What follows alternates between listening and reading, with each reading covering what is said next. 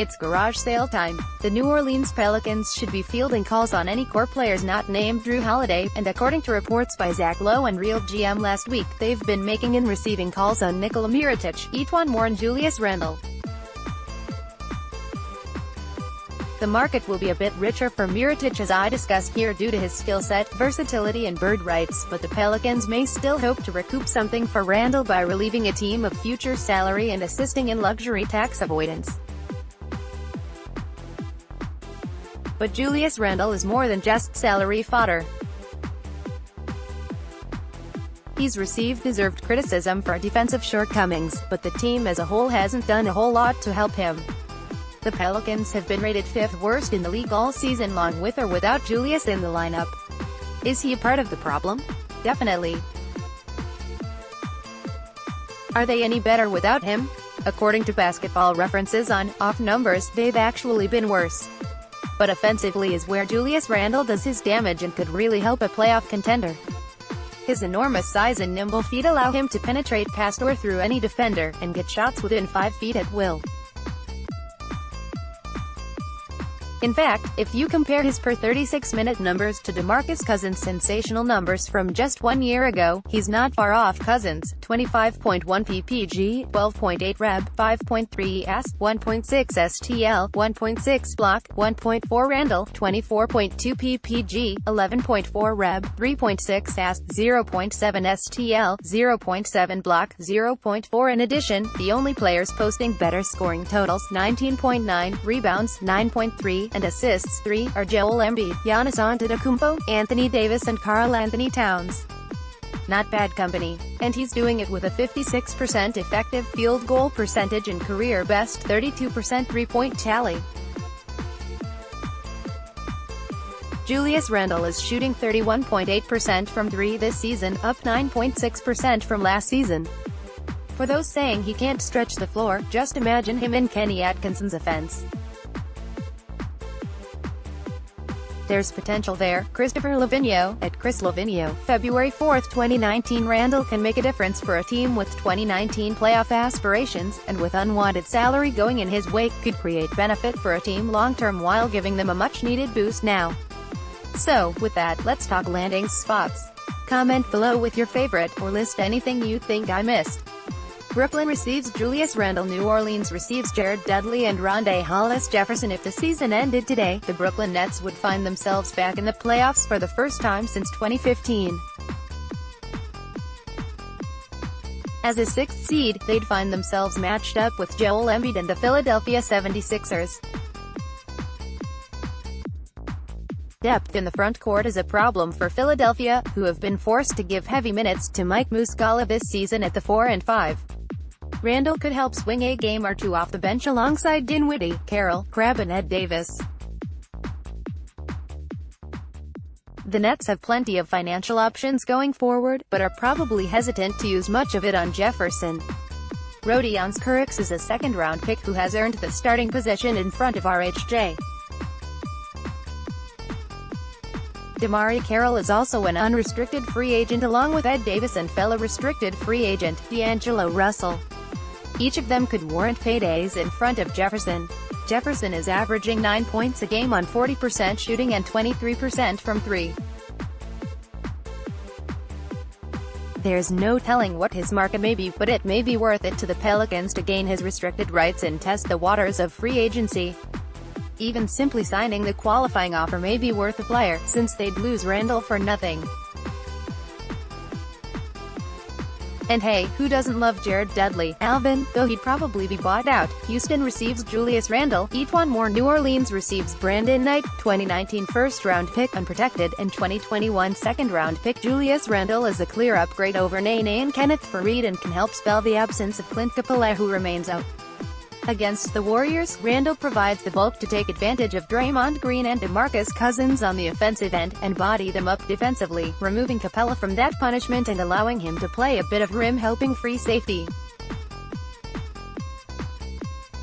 In addition, Moore provides the knockdown shooting that will increase the league's best unit in three-point shooting.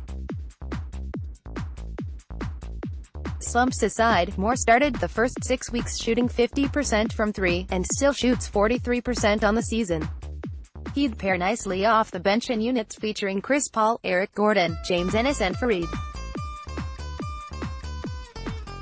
The Pelicans take on what could be an attractive expiring asset at the deadline next season in addition to a pick that will fall somewhere around.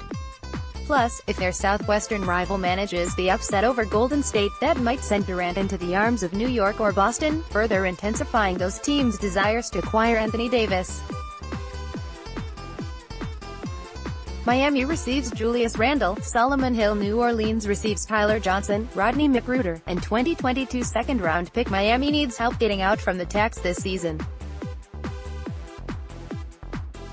The Pels can't help with that as this deal breaks even, but they do decrease what could be a $134 million charge in 2019-20 by $6.5 million.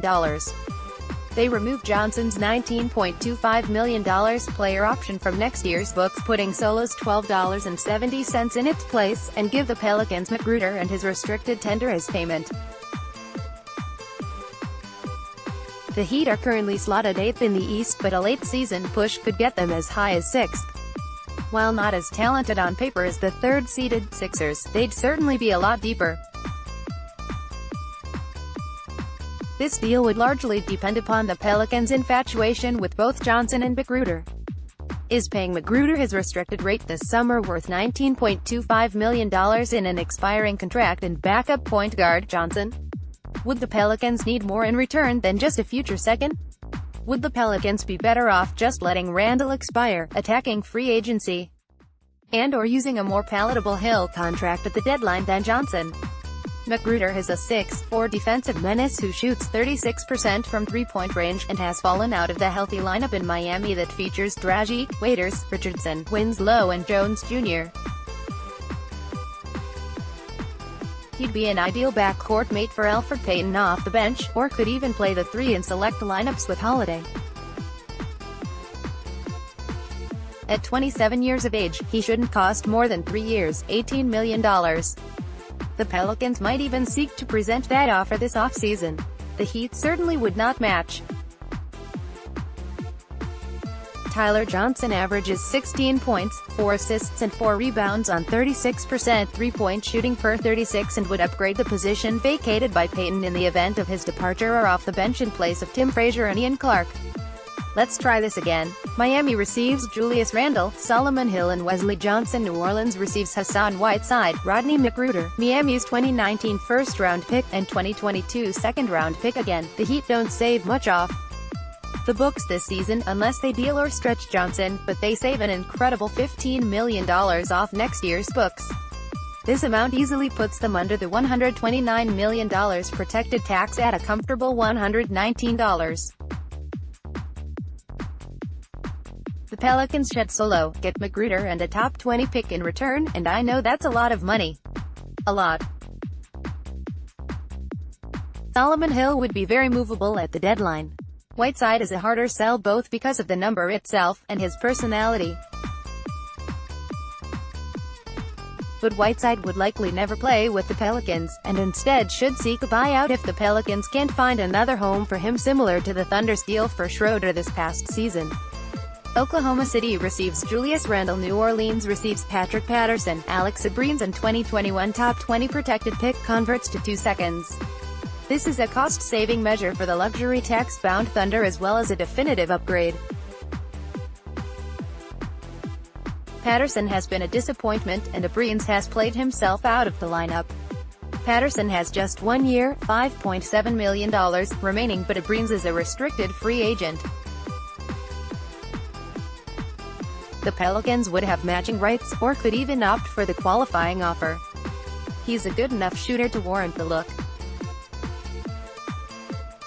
In return, the Pelicans also get what could be a late first or 2 future seconds that will probably come at the back end of both Westbrook and George's careers.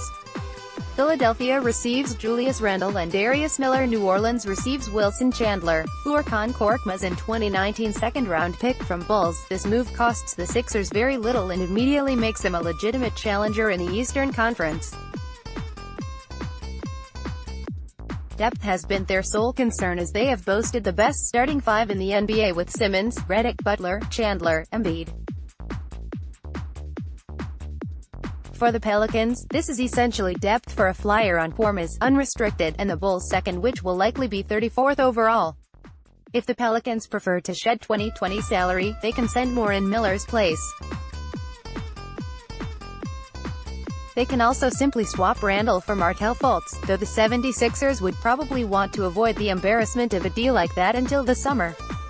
Toronto receives Julius Randle. New Orleans receives Norman Powell and Greg Monroe in a cash-cutting move for the tax-paying Raptors, $138 million. The Pelicans take on $3 million of those concerns while also relieving the Raptors of the remaining 3 years of Powell's contract. Powell remains an effective player, but there is simply no room for him with the emergence of VanVleet and OG Anunoby. In addition, Randle helps shore up a front court by upgrading Monroe's minutes. He, along with Ibaka, Siakam and Valanciunas, would form the best four-man front court in the NBA and could step into either spot in the event of any injury. So, which move did you like best? Obviously, we're not talking Anthony Davis type of returns here, with Julius Randle being a much lesser player and no bird rights to sell. However, as we've seen, he can bully his way effectively at times and score at will against second-man units.